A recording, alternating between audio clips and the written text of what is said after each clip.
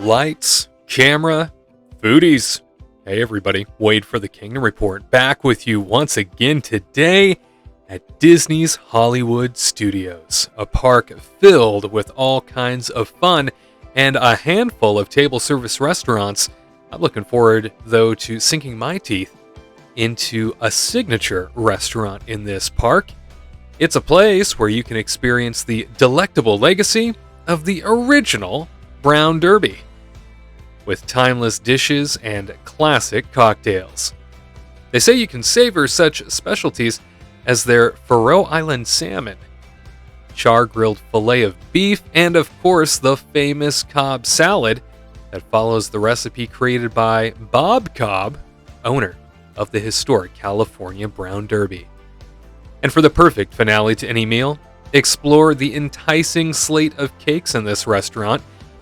Greenlight the grapefruit cake, a Brown Derby original, basking in its glamorous citrusy sponginess.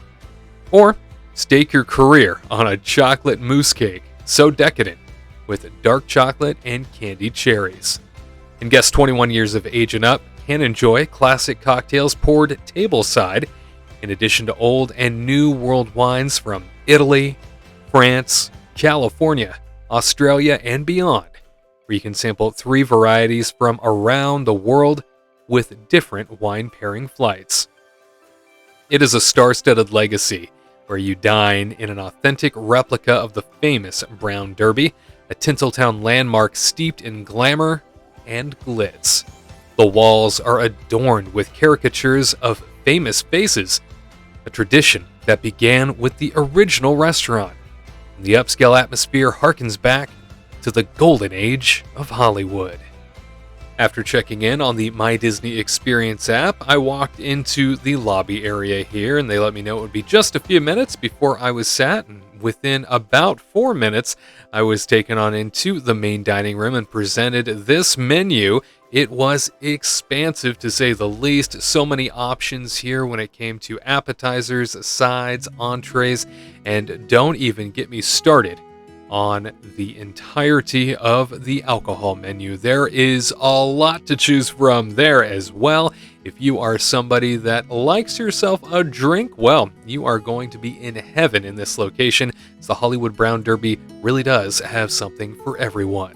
Now, the atmosphere itself is quite warm, lots of beautiful wood paneling in this restaurant. However, something to be cautious of is just how cavernous the restaurant is. It can be very loud at times due to the architecture. You'll see here as we sort of take a panoramic view of the location that if you get sat up on one of either side of the restaurants, you're going to have a little bit better of an ability to hear people at your table versus sitting out in the big vastness of the middle of the restaurant where it is really, really loud, depending on how many people are sitting in the restaurant at any given time. Not Be Our Guest restaurant over at Magic Kingdom loud, but certainly loud nonetheless. After checking in with my server, a bread service began, and I was immediately presented with this basket filled with hot, fresh, crunchy white bread rolls, and in addition to that, a Himalayan salted butter to accompany it. The Himalayan salt, very popular right now across Walt Disney World at the signature restaurants. After just about 10 minutes, my entree arrived, and rather than go with something like the tomato risotto, the duck a la orange, or the grilled pork, I decided to go with the classic, the famous Cobb Salad, named, of course, after the owner of the original Brown Derby. This baby is massive in size. Don't think just because you hear the word salad that you're going to walk away hungry after you begin eating this gigantic bowl full of salad. Alongside of it was an enhancement of Brussels sprouts and another enhancement you can select from spoon bread, or even on top of that, some shrimp, macaroni, and cheese. Now, when it comes to the Cobb salad, since they are known for it so well, they do toss the salad for you tableside, and in fact, they'll do it for you as long as you'd like. They'll just keep tossing that sucker.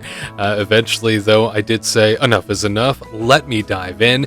Everything about this salad was wildly fresh, completely packed full of spit-roasted turkey, bacon, eggs, tomatoes, blue cheese, avocado, and a classic dressing. And then, of course, with the enhancement of Brussels sprouts, this is a pomegranate barbecued Brussels sprout with candied pecans. Perfect savory sweet combination here, and it just made the salad even better. It was the perfect complement to what I was having entree-wise, and it was an overload of vegetables because I didn't think I could go on. I didn't think I could eat more. I absolutely remembered who I was, and I opened up a two-page dessert menu. That's right. Not just full of the edible desserts, but filled with all sorts of after-dinner drinks, all kinds of specialty coffee beverages, dessert wines to choose from. After all, it is considered a signature fine dining type restaurant.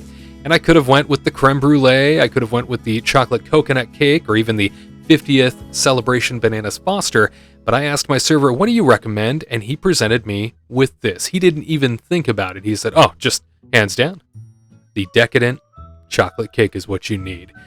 This baby is towering over the plate itself. This chocolate cake is filled with dark chocolate mousse and whipped ganache. I did not finish it. However, you may recall, if you have seen the review that I did on the 50s Primetime Cafe elsewhere in Hollywood Studios, that I got a peanut butter and chocolate cake there. That was good.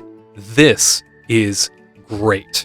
So, if you need to decide between the two and you run your entire meal decision based on dessert, now you know. You might want to come on over to the Hollywood Brown Derby. My side, my dessert, my beverage, and entree all came out to be $51.75 after tax and before tip. It is pricey, but you are in a fine dining / signature restaurant at Hollywood Studios. This entire place is just filled with history. It is a beautiful nod to the original Brown Derby in Hollywood and absolutely makes you feel like you're transported somewhere else. I always feel like if Disney can do that right, then that's the real magic. And so this place does feel quite magical, especially when you're in sort of the grand terminal of the restaurant. And I say terminal because this entire space really reminds me of Los Angeles Union Station, the famed Union Station in downtown Los Angeles. It just has that feel, it has that vibe to it, so it does capture Southern California's feel very well, but I know it is sort of replicated after the original restaurant. So if the original restaurant was trying to go for that theme, they definitely nailed it upon recreation here in Orlando. StudioCentral.com writes that this restaurant is upscale, so you may feel a bit underdressed considering its patrons are theme park guests wearing shorts and t-shirts. You'll find everything here a Hollywood fan would want, such as the caricatures on the walls of famous people, curved booths, elegant sets, and waiters dressed in tuxedos. This location is one where, the food does require a more open taste, as you're not going to find chicken fingers on the menu. The menu is certainly the most limited of all of the full-service restaurants at Hollywood Studios. Everything is made with exquisite detail, and of course the Cobb Salad rates among the best salad in the country, and I must add my acknowledgement to that list. One of the best salads I have ever had. This location is also one that used to be easy to walk up to, used to be easy to grab a reservation for. However, in recent years, that is no longer the case. I think foodies have figured this place out. They've investigated, they love it, they've celebrated it, and now it's more difficult than ever to get into the Brown Derby, but it has led to an expansion of the restaurant outside. So in past years, they started setting up a patio location that really is more like a lounge where you can just walk up and dine on demand. That has now led to the outside space always being booked out. It's always got to wait, and everybody is waiting for the outside location unless you manage to snag a reservation for the inside. Are you a fan of the Hollywood Brown Derby? Have you had the Cobb Salad before?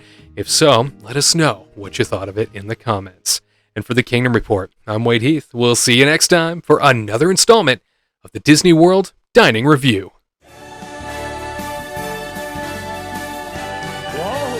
This happy place, welcome.